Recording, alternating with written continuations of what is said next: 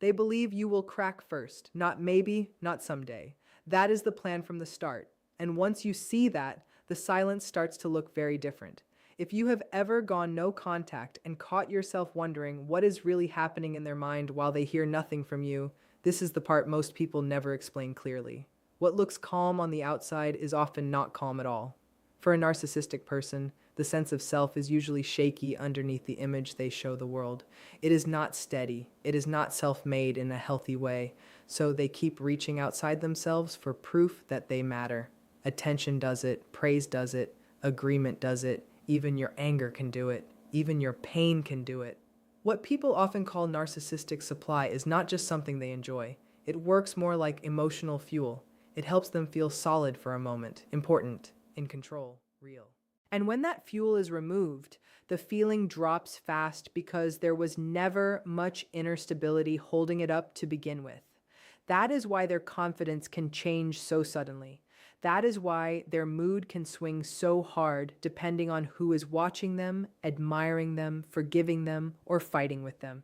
You were one of the places they got that fuel.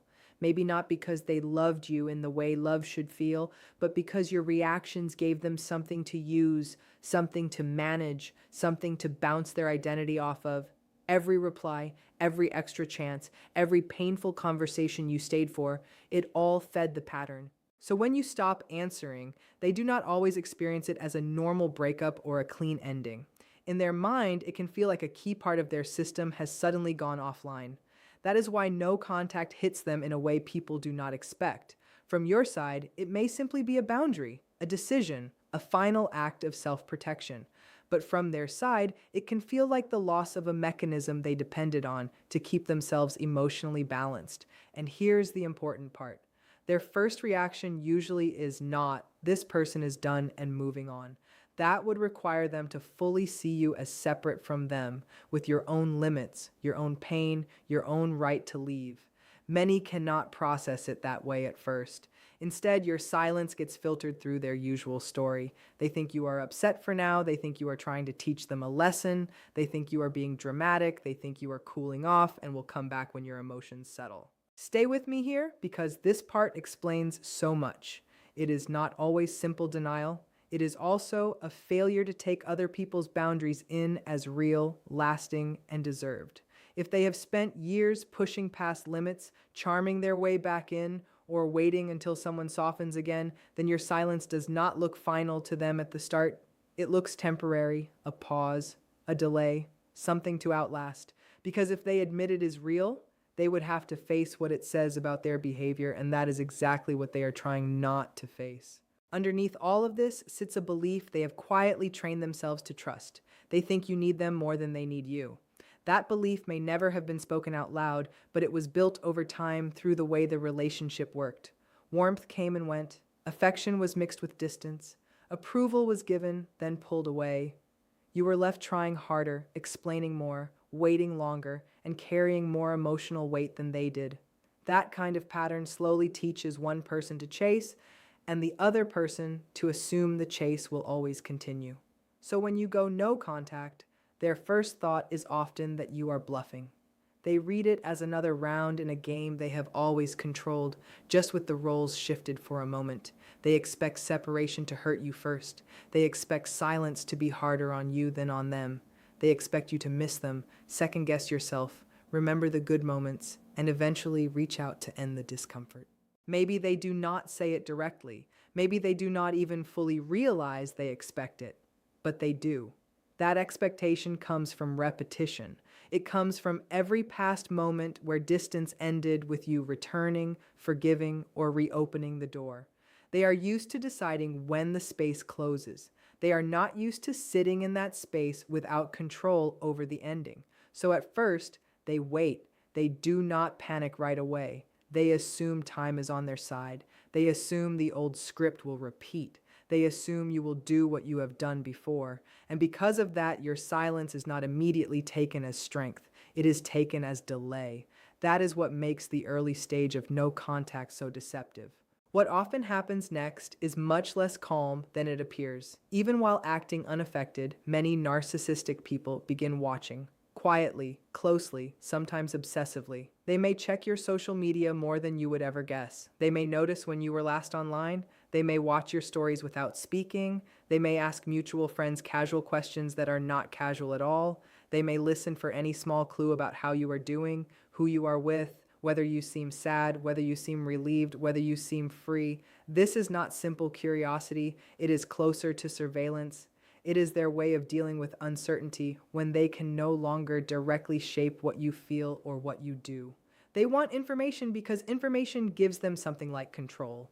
If they see signs that you are struggling, they feel confirmed. Good, I still matter. If they see signs that you are peaceful or moving forward, many of them cannot tolerate that at face value. They may tell themselves you are pretending, performing, trying to make them jealous, because the idea that you are actually okay without them threatens the story they rely on.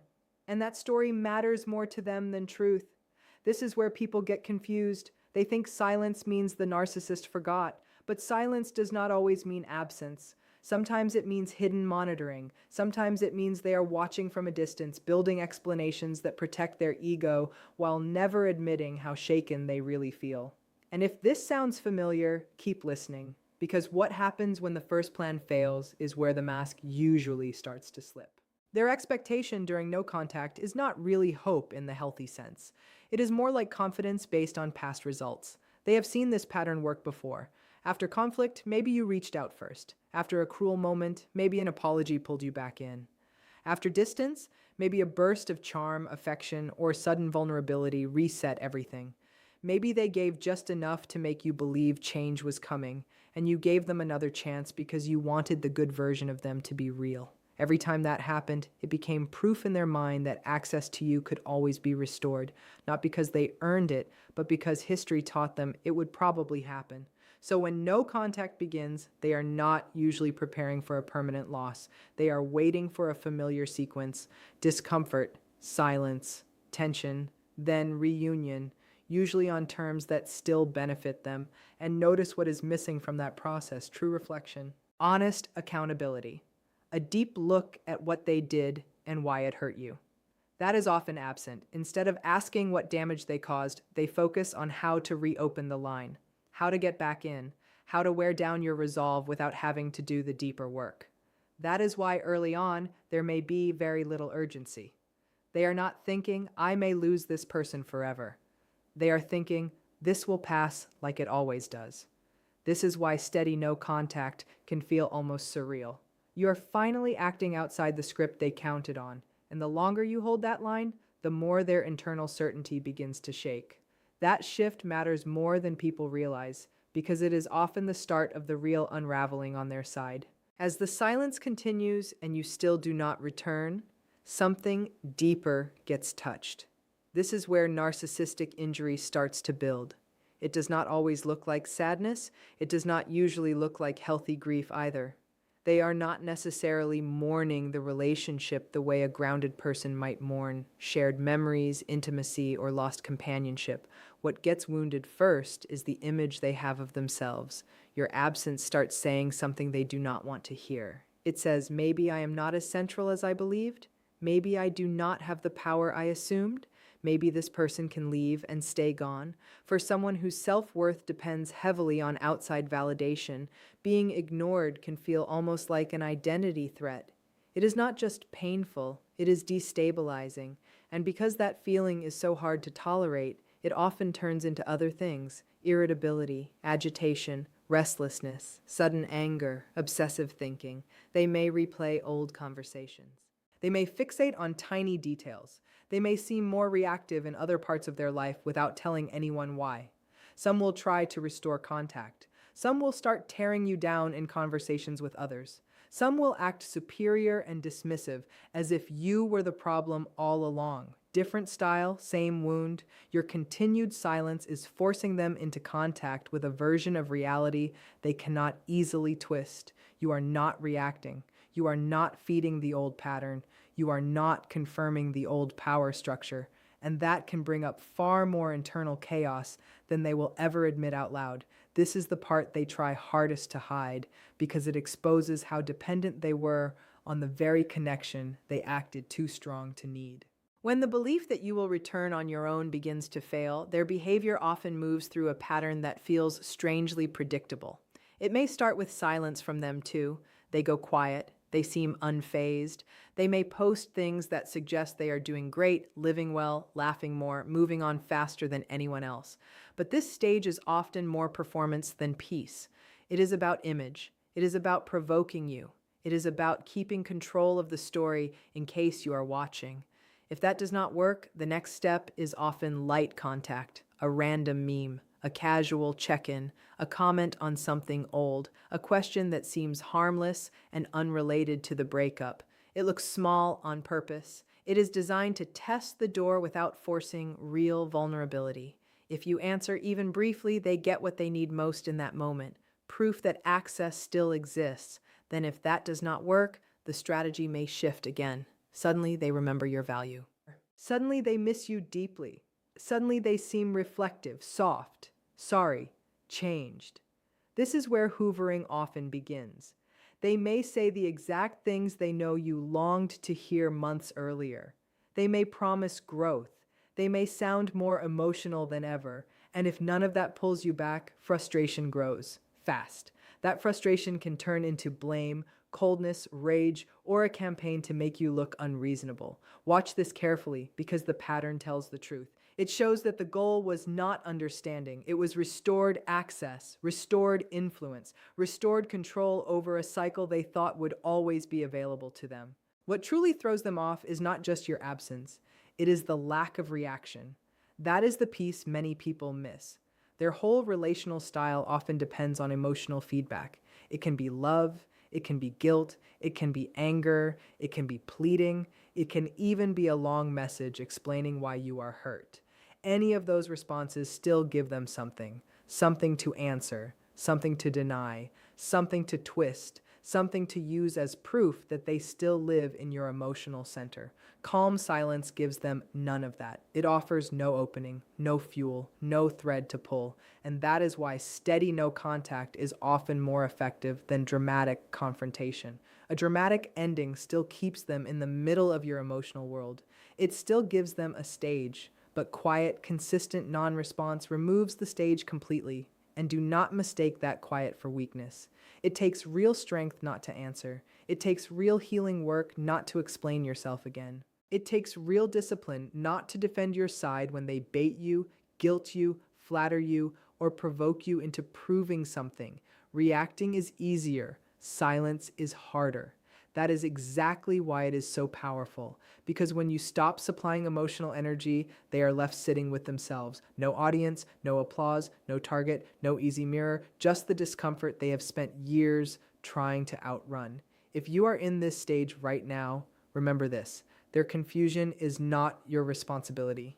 Their frustration is not your emergency. And your lack of response is not cruelty. It is what happens when you finally stop participating in a pattern that was hurting you. This is also why they often try to relabel what is happening. If they cannot get a response, they may tell themselves you are bitter, immature, dramatic, unstable, or being influenced by others.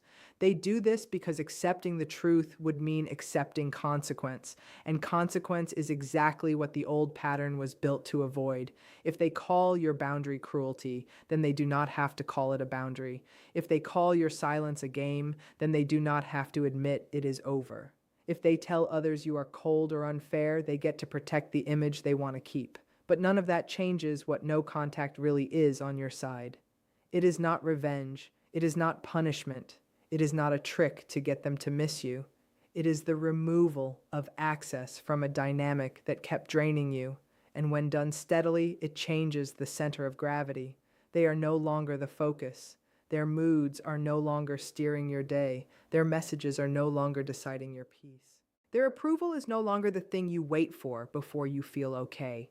That shift can feel strange at first, even empty, because when chaos has been normal, calm can feel unfamiliar. But unfamiliar does not mean wrong. It often means you are finally stepping out of survival mode. And yes, they may notice that. They may sense that the old hooks are not landing. They may test harder for a while, but every moment you do not step back into the cycle, you make the cycle weaker. And that is the deeper reason they struggle with no contact. Not because silence is loud, but because your silence says the system no longer works. The truth is, their expectations were never really about your heart. They were about the pattern, about getting the same response, about keeping the same structure in place where they could withdraw, return, provoke, charm, and still expect access at the end of it all. No contact breaks that expectation. And when that expectation breaks, the old confidence often goes with it. They may still act proud. They may still pretend you do not matter.